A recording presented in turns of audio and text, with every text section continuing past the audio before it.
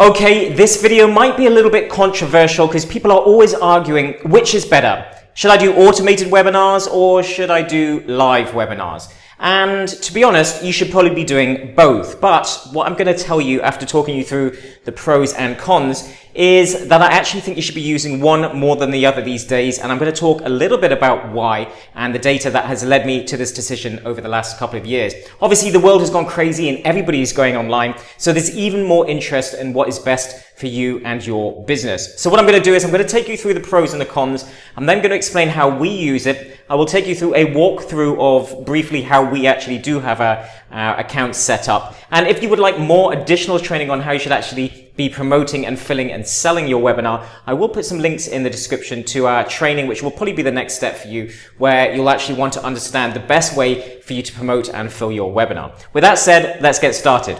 So we have the pros and the cons of using both live and automated. And I actually believe there's a place for both. But let's go through the pros and the cons. So live is you have more engagement. You've got more opportunity to answer questions that people are actually going to be engaging with you. They're going to be more, when people are more engaged, they're more likely to stay to the end of the webinar. They're more likely to potentially buy. They feel like they're getting more out of it because they can ask questions as they're going along. And therefore, any objections they might have to, say, making a purchase or anything that might have confused them, you will be able to overcome those objections by engaging with the audience and having Q&A sessions. So throughout the training, you might be answering questions that people have, or you may also be hosting Q&A sessions at the end of the webinar. And this is very, very good for making your audience feel like they're a part of it. It's a bit more community feeling and they're actually having a better, more engaging learning experience.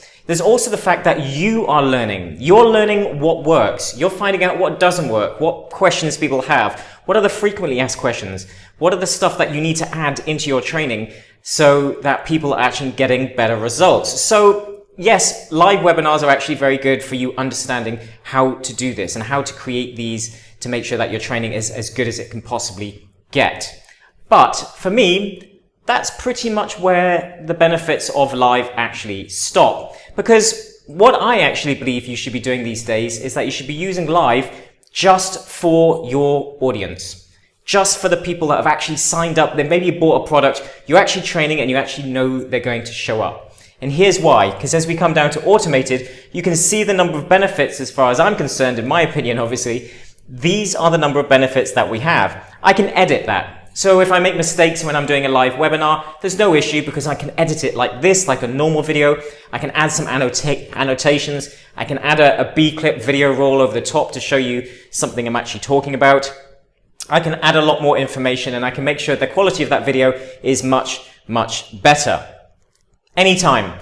I can show that webinar anytime. And this is one of the biggest for me. Worldwide, no matter where you are in the world, I can have automated webinars so that you can watch straight away. And in a world where we want everything right now, I don't want to wait, auto webinars really fill that gap. Yes, you can have different times where people can book in later in the day for set sessions, which we highly recommend that you actually do, and we'll talk about that later on. But because it's anywhere in the world, no one cools off. Remember what I just said. We always like to have everything now, right now. And because of that mentality, this online mentality that has developed and gotten worse and worse and worse as time has gone on, we want instant gratification. We want to feel something now. When I want to learn something or when I want to buy something, I want to be able to do it right now at this very moment in time. And if you make me wait for 2 or 3 days until this live event is happening, some of them, people that are going to attend, are going to start cooling off. That interest, that hunger for actually learning, whatever triggered that hunger to learn in the first place, might be starting to cool down. So you've got to try and keep that buzz going with live. You've got to work a lot harder at getting more people to show up. So fewer people will show up to your live events than they do for the automated. It's also the fact that numbers don't matter. You don't matter. It doesn't matter if that automated webinar is for one person or whether it is for 1,000 people.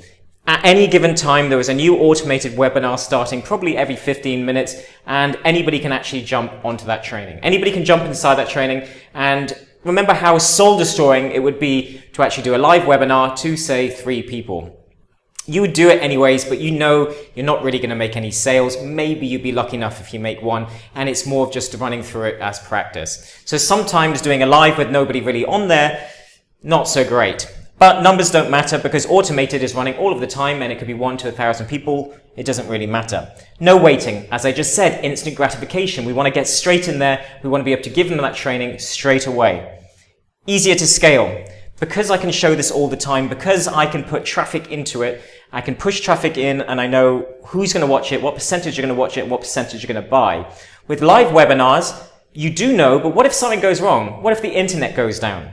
What if there's an interruption there? What if a buy button doesn't work? What if something fails at some point? Or you just get a lower show-up rate one day. You have fewer people on there for no apparent reason. Therefore, yes, conversions on live can be a little bit higher, but essentially it's very difficult to scale when you may not be having the numbers showing up or something might go wrong. There's far more issues that make scaling a little, in my opinion, a little bit more difficult than with the likes of this. So with this, I know if I start pushing ads and I can start to see what's working throughout, I can pretty much know, okay, this is the conversion rate, this is what's working. If I push this much in, this is how much I make out the other end. It's a little bit more of a machine, and you can actually see that machine working and start to scale things up. Much easier. Time saving. I'm not having to spend all my time emailing and creating a buzz, trying to get people to come onto the live webinar. I'm not trying to consistently do these live webinars where I'm having to do it over and over again, maybe multiple times in a week, where I'm having to show up perhaps at funny hours. I don't know about you, but I'm currently in Bali. I can't do these late night time zones to try and make sure I'm pleasing everybody. And my brain just doesn't work as well. I'm a morning person, so therefore in the evening, you're not going to get the best out of me. So time consuming to actually do the live webinars versus time saving to do the auto webinars. The next one is data. Now, yes, you can collect data on a live one, but the data that I get from an automated webinar is brilliant. It shows me exactly how long people watched. Yes, again, we can get all the same data here. But if I'm feeding in consistent traffic into this one, I can start to see where people are dropping off. Are they engaging? What percentage of people are buying? What times are best? What webinars are working?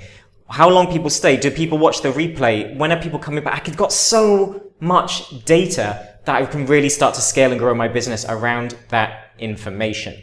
And that's why the ROI is what you need to actually calculate. So the return on investment overall that we actually get from live versus automated, because the cost to get someone on a live and the cost to get someone on an automated webinar is exactly the same. So let's say I'm paying $3 to get someone to sign up to this and $3 to get someone to sign up to this. If the show up rate is higher on this, then essentially I'm going to earn more. Because if I only get a third, maybe even half the number of people actually show up live than I do here, then obviously I'm going to make more sales. It's going to make the cost per people that actually attend much, much higher. So my return on investment, and again talking about scaling, is much better. It's going to be so much easier. Now, yes, you have to practice the webinar. Yes, you have to be able to create a video, but essentially auto webinars are just video trainings. This is what people get confused about. They start to overcomplicate things. An auto webinar, yes, you want to structure it in a certain way, especially if you want to sell something at the end, but they are just video trainings that you are putting into a platform that manages it in a better, more automated way for you. It's a more closed system that gives you better data and allows for certain automations. That is it. Don't overcomplicate it. It's still just a video training. So this is a video training that we can actually then automate and scale up on an easier level.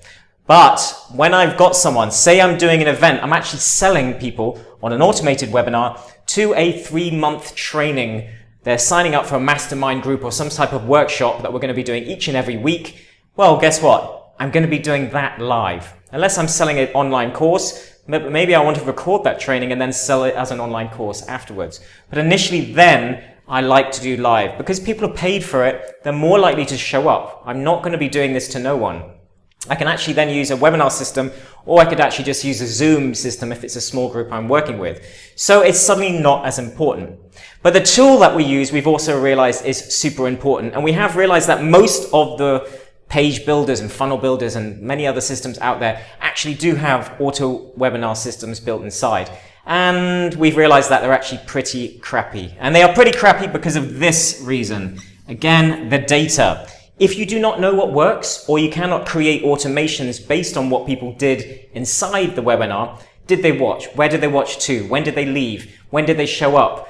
Did they come to which webinar? All the different information, you can create automations for emails and other things that can actually be triggered. So first and foremost, I know my webinar works, therefore I can feel comfortable scaling, but I can then set actions to be automated so I can help close the deal in other ways. So the tool that we like to use is a system called EverWebinar. And literally, we would like to use some other tools, but this one is just too good. It is the best. I will put a link where you can get a free trial in the description, but I would like to actually show you how we have set that up. So in the next part of this training, I'm going to jump onto my computer and I'll take you through a walkthrough of the best practice. I'm just going to quickly go through it, the best way to set up your auto webinar to make sure you are getting the best results out of it. And as I said before, if you would like additional training on knowing how to actually fill that webinar, how to sell that auto webinar and how to scale it and what we are doing, and a complete walkthrough of one of our clients' accounts, then you can click the link in the description. There is a link in there which will take you through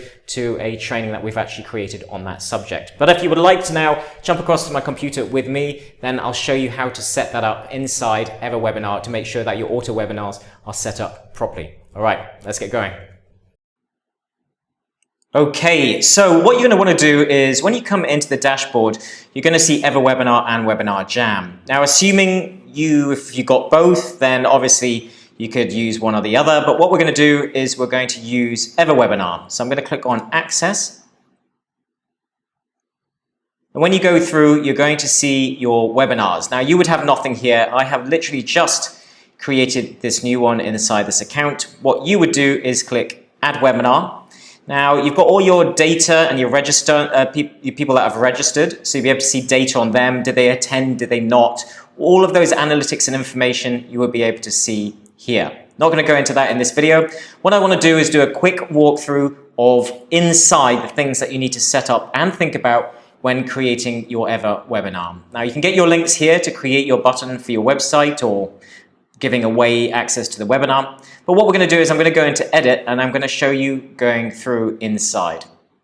So this is the webinar that we've created to show people how to promote their courses and digital products and coaching programs, all of their knowledge businesses online, to be able to show them how to fill it using the type of funnel we use and also using YouTube marketing.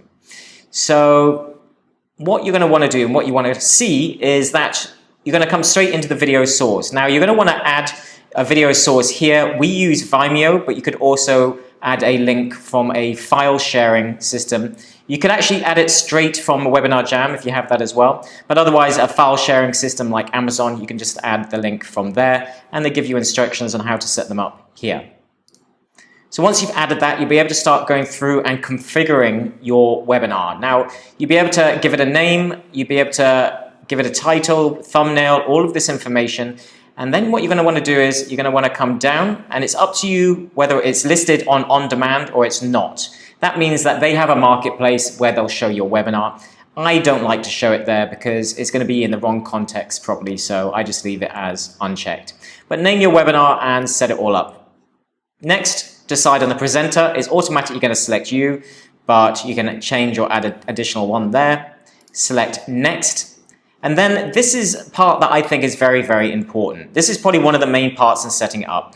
You're going to want to create a couple of different times. And what I've noticed is I like to select 11 a.m. and 3 p.m. for the user's time zone. The reason I do that is a lot of mobile traffic, people don't want to watch a webinar on mobile. So what they like to do is have options in future they can register for. Yes, that means fewer people will show up to these, but if they've made the time to come back to it later on, they are the type of people that are more likely to buy. So I like 2 firm spots each day, but then I like to enable the just-in-time option. And that means there will always be a webinar starting every 15 minutes. So someone will be able to attend a webinar every 15 minutes. So I leave that on, and I leave this part as is. I don't change any of that. So just make sure this is on, and make sure you select those 2 times. Next, you want the registration page. We like to use our own design, but you can select any one that you want and edit it inside. Registration form design, again, if you had a pop-up, you can edit that here. I have a select one that I've liked, but otherwise there's different ones that can pop up. This is for embedding it on your website and also on that page. And then you can decide what you're going to capture. I just capture the name and email, and then you've got free options and so forth, but I don't use any of those. Gateway is just going to be EverWebinar. This is for the automated emails that are sent out when someone registers. Typically, it will automatically generate 2. That will be one immediately that's sent to them, and then one that is sent as a reminder just before. But you can add many more webinar notifications before the webinar and after, based on actions that people actually take inside. So there's some great automation that you can do here, but for the most part, to get started with, I just tend to leave that as is. Integrations, you'll need to integrate your email autoresponder. Then what I like to do inside is I like to set rules. So if people watch a certain amount, something happens. If they leave before a set time, something happens. If they miss the webinar, something happens. If they register, they are sent some emails. So I like to set up certain rules inside here based on certain actions that people take inside the webinar. I then also like to add third-party tracking, so I know when someone buys, I know when someone signs up, I can track those stats. So I think it's very important that you're actually tracking that information to see what conversion rates you have. If you're paying for ads, it's really important that you actually set this information up so you can see how much it is costing you to get a webinar sign up. The next part is the thank you page. You can have survey options, and you can also edit the thank you page design. That's after someone registers. You can edit that page design. And then the live part. This is probably going to be the main one where you've got different options. You can edit the countdown timer. This is the page that people are waiting before the webinar begins. The design for the actual webinar room, you can have it as dark, a light one. You can have polls and quizzes that you've automated before that maybe you've mentioned inside the webinar that will show in the chat column for people to use. And then the chat box. You could actually add live chats, but what I like to do is I like to display a question box, so I'll get an email notification that I can reply to someone if they have a question during the webinar. Highlighted announcements, if you want some announcements to appear in the side column. And then the main one, which is going to be an offer that you have pop up probably at the end of the webinar. So I think it's very important that you actually have this created properly. You have the image, you have it set up. It will be triggered at a set time in the webinar, and then that will link to your offer page. So that's where you put that. Redirect to certain websites after the webinar. Sticky messages. I like to tell people that they can leave messages in the chat box and we'll get back to them, but anything else you want to pin inside there. You have the number of attendees that are showing, so you can show the variable number of attendees that are showing inside, so people can see how many people are inside. Sale notifications, you can show those. This is great social proof and just helps people realize that sales are actually happening inside. And if you want to share any file handouts, then you are able to add those here. So for example, if I said, I'll give you some free training if you stay to the end, I could then add that free training. Though I personally like to make sure that I use the email automation for people that stay to the end, and I'll send that freebie out to them afterwards. Because if I'm promoting a product, I don't really want to give them too many things to think about inside the webinar. If I've given them an offer, that's all I want them to focus on. I don't want to then give them something for free, as that may be enough for them and they'll leave the webinar just with that freebie rather than actually making a purchase. And go next. And then the webinar recording. We don't like to do webinar replays for auto webinars. I know many people do, but we would rather actually have them register to watch it again or not at all. Because we find people have got so used to replays that they're quite lazy. They just register for an auto webinar or a webinar based on the fact they're hoping to get emailed the webinar later on to watch at their own time. People will not take action. They don't watch things in their own time. So in my opinion, to be honest, no, I don't want them to be able to forward and watch the video in any old order. And no, I don't want them to be able to watch bits and pieces later on. I want them to take action now. I want them to consume that information in one go. And that is the reason I'm doing a webinar in the first place. That's why I'm not doing just a video training. I put it in a webinar system because I want to take people through the training in the order that I've created it. So that's why I don't like to do auto webinars. So that's it. That's essentially a walkthrough. And once you've done that, as I said, you can get your buttons, get your links, and add them to your web pages or you can actually just use the pages that themselves they have given you inside Ever Webinar. Now, if you'd like to know more about the funnel that we actually use to sell our autumn webinars, to fill them using YouTube and actually using the power of YouTube to be able to leverage that in a way that is non-salesy and very easy to fill them, we've actually got a case study. I mentioned at the beginning of this video that we have created for you guys. I will put a link in the description, and that will show you the exact strategy that we use on YouTube to be able to fill our auto webinars in a way that is giving us great ROI, getting us great results, very low cost leads. And I'm going to take you through a 2-month-old case study of someone that is actually still making amazing sales, regardless of all the crazy stuff going on in the world at the moment. She's already getting a 400% ROI, and she is at the stage of scaling things up. So I'll put a link below this video in the description where you can go through and check out that training in full, and I'll show you inside her account and show you the exact results that she's been getting. She's only probably a couple of months ahead of you and just starting to get sales after implementing this a couple of months ago. As always, if you've got any questions, just ask in the comments below. Otherwise, you can always email us. I look forward to seeing you inside the next training. And please, as always, if you have enjoyed this training, if you would like to know more about what we're doing as we enter those trainings, then make sure that you like, comment, and subscribe to this video. Ping the little notification bell so you get notifications when we do create new content. And I look forward to seeing you inside the next training. Thanks a lot.